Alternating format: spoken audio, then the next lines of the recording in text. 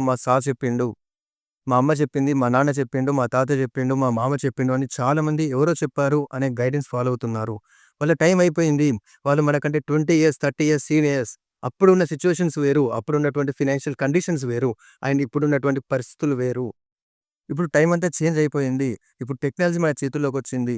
నువ్వేదైనా నేర్చుకోవాలి అనుకుంటే కేవలం యూట్యూబ్‌లో హౌ టు అని కొట్టగానే నీకు ఆ వీడియో నీ దగ్గరికొచ్చేస్తుంది. కానీ 30 ఇయర్స్ బ్యాక్ ఇంత టెక్నాలజీ వాళ్ళ దగ్గర లేదు. ఏదైనా నేర్చుకోవాలి అనుకుంటే చాలా దూరం ప్రయాణం చేయాల్సిన పరిస్థితి ఏర్పడేది.